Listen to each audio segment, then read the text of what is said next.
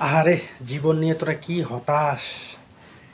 এত পরিমাণ হতাশা তোদের যে কোথা থেকে আসে আমি ভাবতেই পারি না। তোরা দেখ, তোরা সারাদিন কোনো কাজ করিস না। বাবা-মায়ের হোটেলে খাচ্ছিস, দিব্যি ঘুরে বেড়াচ্ছিস। পড়ালেখার তো কোনো খোঁজ খবর নাই। নিজে যে একটা কাজ করবি, মানে নির্দিষ্ট যে একটা কর্মস্থান আছে, সেটাও তোর নাই। এখনও তুই বাবা-মায়ের উপরে ডিপেন্ডেন্ট। অথচ কোনো কাজ তুই করিস না, কিন্তু স্বপ্ন দেখিস বিশাল বড় বড়। হ্যাঁ, আমি স্বপ্ন দেখতে তোদেরকে বারণ করছি না, তোরা স্বপ্ন দেখ।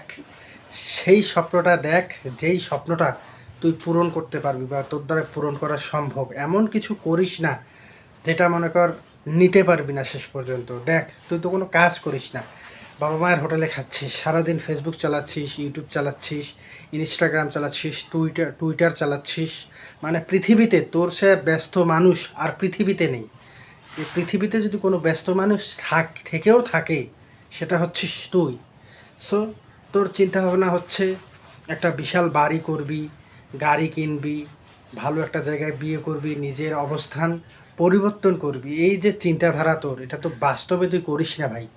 তুই তো সবসময় ফেসবুকে নতুন কি আপডেট আসলো, নতুন কি কার ভিডিও ভাইরাল হলো, সেগুলো দেখা নিয়ে তোরা ব্যস্ত থাকিস। ইউটিউবে কোন নতুন সং তাড়াতাড়ি আসলো, কোনটা নাটক তাড়াতাড়ি আসলো, কোন নাটকটা ট্রেন্ডিংয়ে আছে।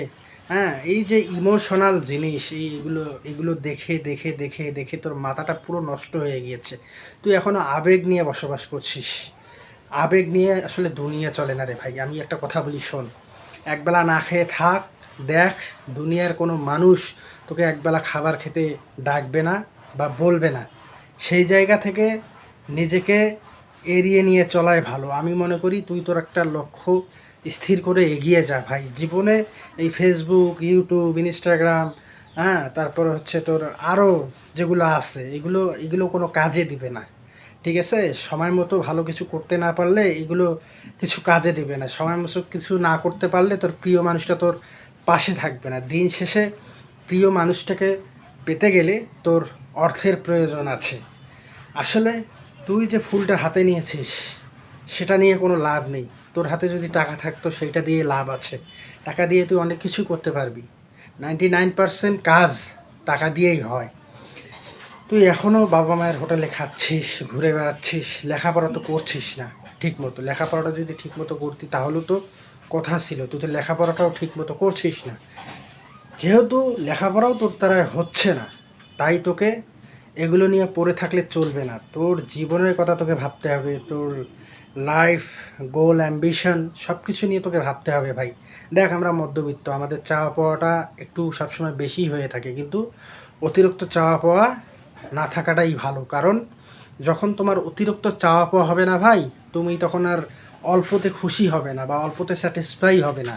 মানে তুমি আর খুশিই হতে পারবে না অল্পতে। তোমার অল্প দিয়ে আর চলবে না। সেহেতু যতটুকু প্রয়োজন, যতটুকু তুমি করতে পারবে বা নিতে পারবে, ততটুকুই তুমি অর্জন করো, অর্জন করার চেষ্টা করো। দিন শেষে এই স্বার্থপর দুনিয়াতে এই স্বার্থপর মানুষগুলো তোমার সাথে থাকবে না। তোমার সঙ্গে তোমার বাবা মাই থাকবে। সেই বাবা মার স্বপ্ন পূরণ করার চেষ্টা করো। এমন কিছু করো যাতে ৮-১০ জন দেখে তোমার কাছ থেকে শেখে যে আমি তার মতো হতে চাই। তোমাকে দেখেই যে হতে হবে তা না। তুমি এমন কিছু করো, তুমি ৮-১০ জনের চোখে এমন মানুষ হয়ে যাও যে তোমাকে ফলো করবে, তুমি মানুষকে ফলো করবে না। আর এমন কিছু কাজ করো যে কাজগুলো তুমি মরে যাওয়ার পরেও সে কাজগুলো থেকে তুমি সম্মান পাও, ভালোবাসা পাও। যে না, অমুকে একটা কাজ করে দিয়েছিল আমার, সেই কাজটা অনেক সুন্দর হয়েছিল, ভালো হয়েছিল। লোকটা বেঁচে থাকলে হয়তো আজ আমি আবার তাকে নিয়ে আসতাম এই কাজগুলো করার জন্য। সো নিজেকে সেই জায়গায় নিয়ে যাও। নিজেকে এমন জায়গায় নিয়ে গিয়েছো, তুমি শুয়ে থেকে বা বসে থেকে বড়লোক হতে চাচ্ছ। তোমার চাওয়া পাওয়াটা এমন যে তুমি শুয়ে বসে থেকেই অল্পতেই অনেক কিছু চাও, যেগুলো স্বপ্নতে সম্ভব, বাস্তবে সম্ভব না। বাস্তব অনেক কঠিন ভাই, দুনিয়া এত সহজ না। আমি যে কথাগুলো বলছি, আমি যে এই কথাগুলো বলছি, তুমি যে আমার কথাগুলো শুনছো, হ্যাঁ, আমার কথা তোমার শোনার দরকার নেই ভাই। তোমার কাছে যদি ফ্রি টাইম হয়, মনে হয় যে না, ভাইয়ের কথাগুলো অনেক শুনতে ভালো লাগে আমার, তাহলে তুমি শুনতে পারো, সেটা সময় বের করে, কাজের সময় নয়।